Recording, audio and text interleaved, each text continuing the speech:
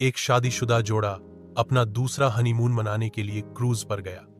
अपने बच्चों को घर पर छोड़कर वे समुद्र के शांत और रोमांटिक सफर का आनंद ले रहे थे। लेकिन किस्मत को कुछ और ही मंजूर था। अचानक खराब मौसम और तूफानी लहरों के कारण क्रूज शिप डूबने लगी। हर कोई अपनी जान बचाने के लिए लाइफ बोट की तरफ भागा। जोड़ा भी उसी अफरा तफरी में लाइफ बोट एरिया तक पहुंचा, लेकिन वहां सिर्फ एक ही जगह बची थी। पति ने अपनी पत्नी को पीछे छोड़ते हुए लाइफ बोट में जगह ले ली। पत्नी डूबती हुई शिप पर खड़ी दूर जाते अपने पति को देख रही थी।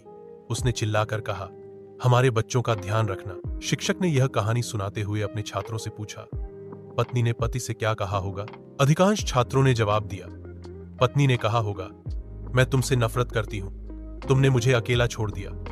लेकिन एक छात्र जो शांत बैठा था बोला, मुझे लगता है पत्नी ने कहा होगा, हमारे बच्चों का ध्यान रखना। शिक्षक ने हैरानी से पूछा, क्या तुमने यह कहानी पहले सुनी है? छात्र ने उत्तर दिया, नहीं, लेकिन मेरी मां ने अपनी आखिरी सांस लेते हुए मेरे पिता से यही शब्द कहे थे। शिक्षक ने कहानी को आगे बढ़ाते हुए बताया कि क्रूज शिप डूब गई और साथ में पत्नी भी।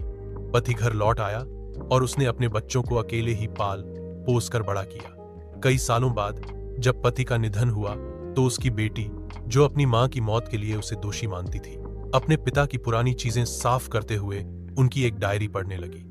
डायरी में लिखा था कि उनकी मां को कैंसर था और वह अंतिम स्टेज पर थी। इसीलिए वे दोनों क्रूज पर गए थे ताकि एक दूसरे के साथ ज्यादा से ज्यादा समय बिता सके।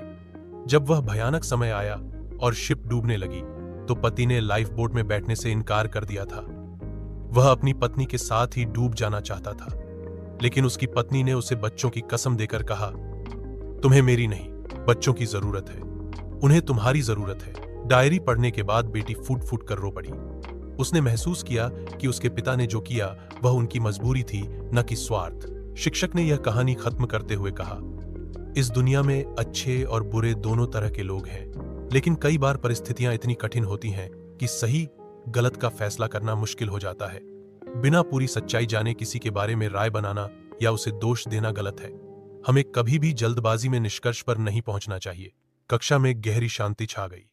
शिक्षक ने अंत में कहा, जो आपके लिए हमेशा मदद के लिए तैयार रहते हैं, वे इसलिए नहीं करते क्योंकि उन्हें आपसे कुछ चाहिए, बल्कि इसलिए करते हैं क्योंकि वे आपसे सच्चा लगाव रखते हैं। जो हर झगड़े के बाद माफी मांगते हैं, वे इसलिए नहीं करते क्योंकि वे गलत होते हैं, बल्कि इसलिए करते हैं क्योंकि उन्हें अपने अहंकार से ज्यादा आपकी चिंता है।